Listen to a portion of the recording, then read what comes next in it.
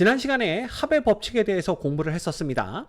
자, 이번 시간에는 이어서 곱의 법칙에 대해서 공부를 해볼 거예요. 자, 이 곱의 법칙이 뭐냐면요.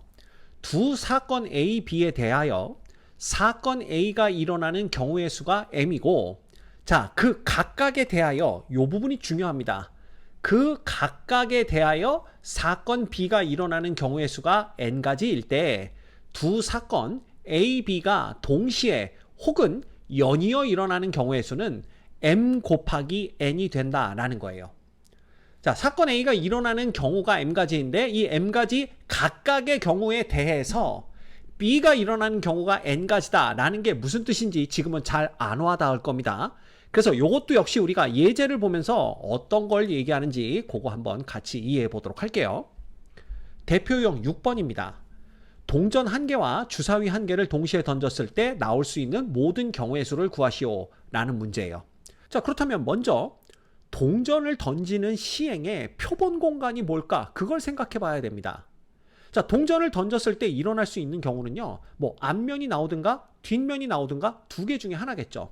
그래서 표본 공간은 앞면 또는 뒷면입니다. 그래서 우리가 흔히 앞면을 영어로 이제 헤드니까 H로 나타내고요. 그 다음에 뒷면을 영어로 테일이니까 T로 나타냅니다. 따라서 동전 던지기에서 일어날 수 있는 모든 경우의 수는 두 가지다라는 걸 볼 수가 있어요.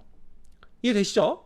그 다음 이 주사위 던지기에서 일어날 수 있는 모든 경우의 수는 표본 공간이 1, 2, 3, 4, 5, 6이기 때문에 총 6가지가 된다라는 걸 볼 수가 있습니다. 자, 그러면 이걸 알고 있는 상황에서 이 둘을 동시에 던졌을 때 일어날 수 있는 그런 상황을 생각해 보는 거예요. 그럼 동시에 던졌을 때 일어날 수 있는 모든 경우를 생각해 본다면 동전이 앞면이 나왔을 때 주사위는 1의 눈, 2의 눈, 3, 4, 5, 6의 눈이 다 나올 수가 있습니다. 모든 경우를 다 고려하면 그렇다는 얘기죠. 그 다음 그 동전의 뒷면이 나왔을 때도 주사위는요 1, 2, 3, 4, 5, 6, 6개가 다 나올 수가 있어요. 그렇죠? 그래서 생각해보면 이 사건 A, 즉 동전을 던졌을 때 앞면이냐 뒷면이냐 나올 수 있는 경우의 수가 두 가지인데 이 두 가지 각각에 대해서 두 번째 사건, 즉 주사위를 던지는 사건이죠. 주사위를 던졌을 때 나오는 6가지 경우가 다 가능하다라는 걸 볼 수가 있는 겁니다. 따라서 이 두 가지 각각에 대해서 6가지씩이 가능하기 때문에 이 동전과 주사위를 한 개씩 동시에 던졌을 때 나올 수 있는 모든 경우의 수는 2와 6을 곱한 총 12개가 된다라는 걸 볼 수가 있다는 거예요. 그래서 실제로 여기가 6개니까 12개 맞죠? 그걸 우리가 어떻게 세느냐? 아, 요게 두 가지고 요 두 가지 각각에 대해서 벌어질 수 있는 상황이 6가지씩이 있기 때문에 2 곱하기 6 해서 12로 보면 되겠구나. 이렇게 경우의 수를 구하는 게 바로 곱의 법칙이 되는 겁니다. 대충 이해하셨을 거라고 믿습니다. 이 문제의 정답은 12입니다. 유제 6-1번 보겠습니다. 자, 민정이는 티셔츠, 가디건, 블라우스, 스웨터의 4가지 상의와 그 다음 청바지, 긴 치마, 면바지, 멜빵바지, 체크무늬 치마에 5가지 하의를 가지고 있습니다. 자, 민정이가 외출할 때 상의와 하의를 각각 하나씩 고르는 경우의 수를 구하시오 라는 문제인데요. 자, 사건을요 상의를 고르는 사건과 그 다음에 하의를 고르는 사건으로 나눠서 생각하면 돼요. 그러면 예를 들어 우리가 상의를 티셔츠를 골랐다라고 한다면 자, 이때 하의로 입을 수 있는 게 이렇게 5가지가 있게 되는 겁니다. 그래서 티셔츠 하나에 대해서도 하의를 5가지 고를 수가 있고요. 그 다음 상의를 가디건을 입었다고 하더라도 하의는 5가지 중에 하나를 입을 수가 있기 때문에 고를 수 있는 건 5가지가 됩니다. 이건 블라우스를 입어도 마찬가지고요. 스웨터를 입어도 마찬가지입니다. 따라서 상의를 어떤 걸 고르든 간에 그 각각에 대해서 하의를 고를 수 있는 경우의 수가 5가지씩 있기 때문에 자, 이 경우에는 곱의 법칙을 적용해서 상의를 고르는 경우의 수 4가지에다가 하의를 고르는 경우의 수 5가지를 곱한 20가지가 우리가 구하는 경우의 수가 된다라는 걸 알 수가 있다는 겁니다. 이해되시죠? 그럼 이 문제까지 풀었으니까 이제 확실하게 이해하셨을 거라고 믿습니다. 자, 요 상의를 고르는 경우의 수 각각에 대해서 하위를 고를 수 있는 경우의 수가 5가지씩 있기 때문에 곱의 법칙이 적용된다는 거, 요걸 꼭 기억하셔야 됩니다. 이 문제의 정답은 20입니다. 유제 6-2번 보겠습니다. 6종류의 샌드위치, 4종류의 탄산음료, 3종류의 샐러드 중에서 샌드위치, 탄산음료, 샐러드를 각각 한 종류씩 고르는 방법의 수를 구하시오 라는 문제네요.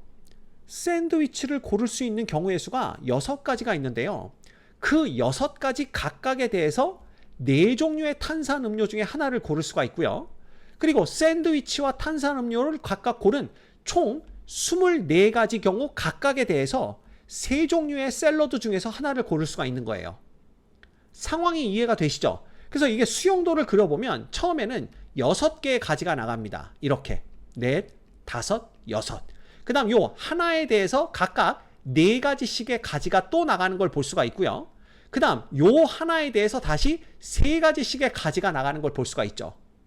이해가 됩니까? 그래서 요 6가지 각각에 대해서 4가지씩이 가능하기 때문에 총 24가지가 가능한데, 그 24가지 각각에 대해서 다시 3가지씩이 가능하기 때문에 24 곱하기 3에서 총 72가지가 가능하다라는 걸 볼 수가 있는 겁니다. 자, 그래서 우리가 앞에서 곱의 법칙을 말할 때에 두 사건 A, B에 대해서만 언급을 했었지만 이건 사건 2개에 국한된 내용은 아닙니다. 사건 3개가 동시에 일어나는데 사건 A의 각각의 경우에 대해서 사건 B가 각각 일어나고 그 각각에 대해서 다시 사건 C가 일어난다면 이 3가지 사건의 곱의 법칙을 쫙 다 적용시킬 수가 있는 거예요. 그래서 샌드위치를 고르는 경우의 수 6가지에다가 탄산음료를 고르는 수 4가지, 그 다음 샐러드를 고르는 경우의 수 3가지를 곱해서 총 경우의 수는 몇 가지? 72가지가 된다라는 걸 우리가 알아낼 수가 있는 겁니다. 이해하셨죠? 중요합니다. 곱의 법칙은 두 사건에만 국한된 것은 아니다.